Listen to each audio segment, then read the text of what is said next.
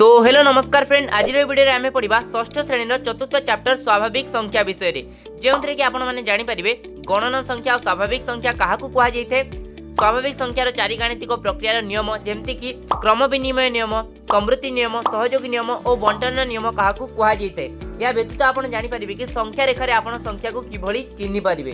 तेरे फ्रेंड्स ये समस्त विषय जब आपको डाउट पूरा क्लीयर करार अच्छी तेरे वीडियो को प्रथम रु लास्ट जाए निश्चित भाव में देखूँ।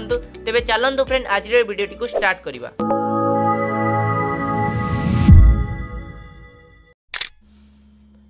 तेरे फ्रेंड्स यही वीडियो प्रथम भाग में आम पढ़ा गणन संख्या क्या कहुई। तेरे 1 2 3 4 5 यही असंख्य संख्या रही यही संख्या गुड़ी आम गणन कार्य प्रतिदिन व्यवहार करूँ। तेणु यही संख्या गुड़ी आम गणन संख्या बोली कही था। जेहेतु एगुड़ी आम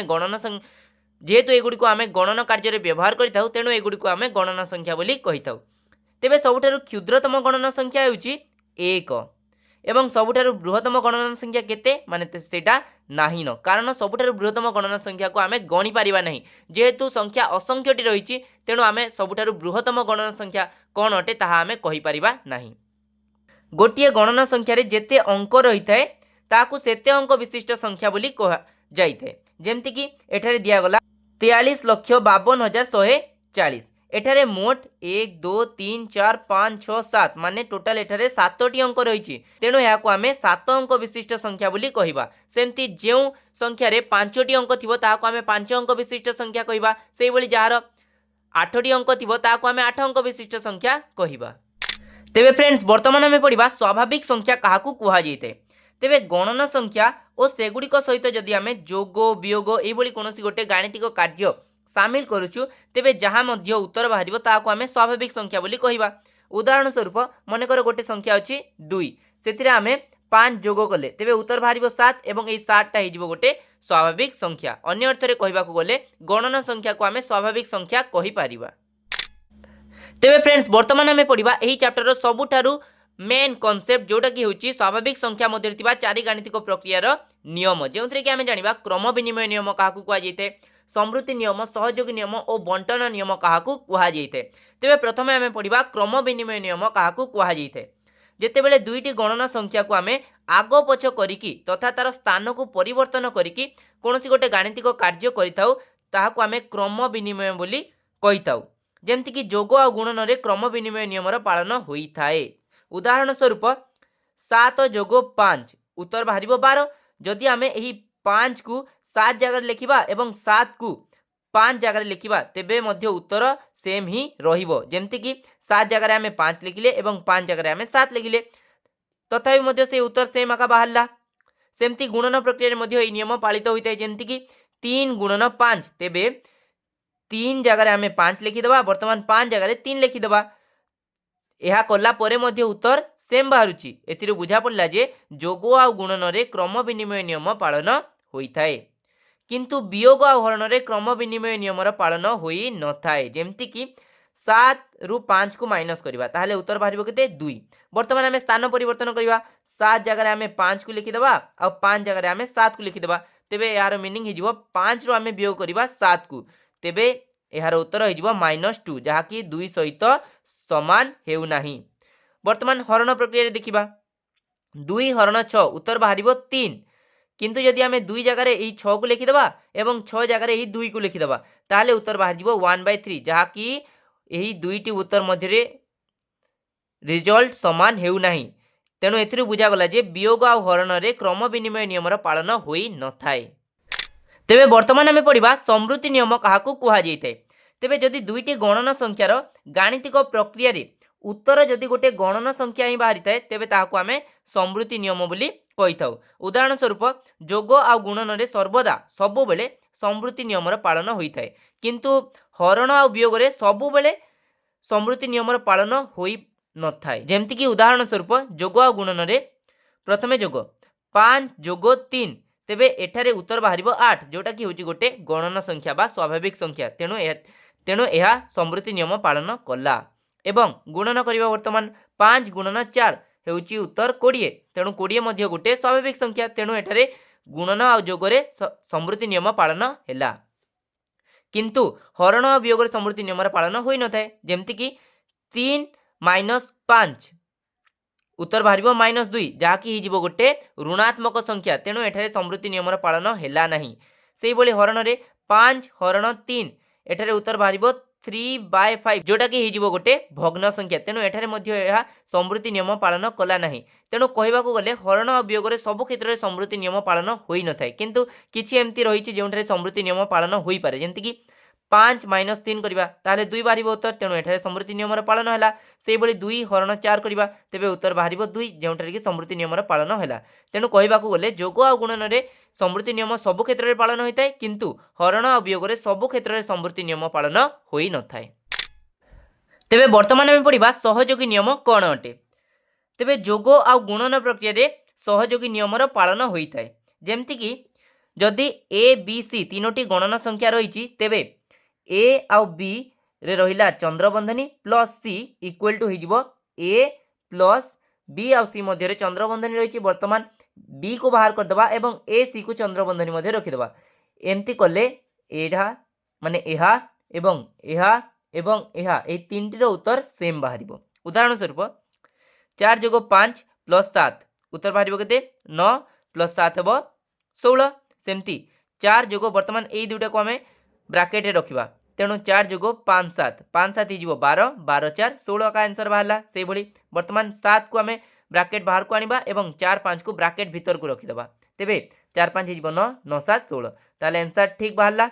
वर्तमान वियोग प्रक्रिया करबा तेबे वियोग प्रक्रिया रे सहयोगी नियमर पालन होई न थाए। उदाहरण स्वरूप 4 वियोग 5 वियोग 7 तेबे एठारे उत्तर बाहर जीवो -1 -7 तो -1 -7 हो -8 -8 एठारे बाहरला। एठारे बाहर 4 - 5 - 7 माने ए दुईटा को वर्तमान आम ब्राकेट रे रखीदेले तेबे 5 - 7 हो -2 -2 माइनस हो +2 तेबे 4 + 2 हो 6 जहाँकि -8 संगे समान हेउ नहीं। से भली 7 - 4 - 5 एठारे हो 4 - 5 हो -1 एवं माइनस माइनस हो प्लस तेणु यहाँ हो +1 तेबे 7 + 1 हो 8। तेबे यही तीनोटी आंसर मध्यरु किए मध्य का सहित मेल खाऊ नाहंती तेणु एठारु बुझागला जे वियोग प्रक्रिया रे सहयोगी नियमर पालन होई न थाए। वर्तमान आम जानिबा गुणन प्रक्रिया रे किभली सहयोगी नियमर पालन होई थाए।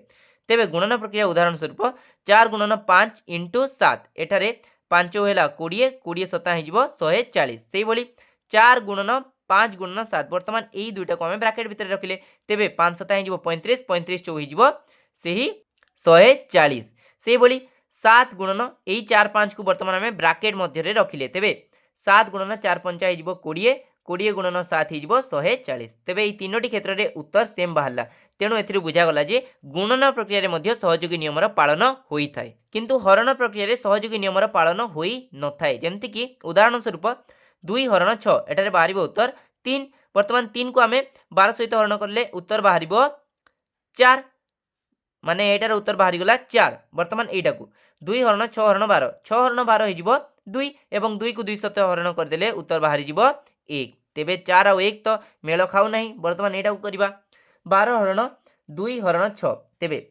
2 हरण 6 हो 3 एवं 12 हरण 3 हो 1/4 तेबे ये तीनोटी मध्यरु किए मध्य का सहित मेल खाऊ नहीं तेणु हरण रे सहयोगी नियमर पालन होई न थाए। तेबे वर्तमान आम पढ़ा बंटन नियम विषय रे तेबे केवल जोगरे ही बंटन नियमर पालन होता है बाकी कौन सी गाणितिक प्रक्रिया मध्य बंटन नियमर पालन होई न थाए।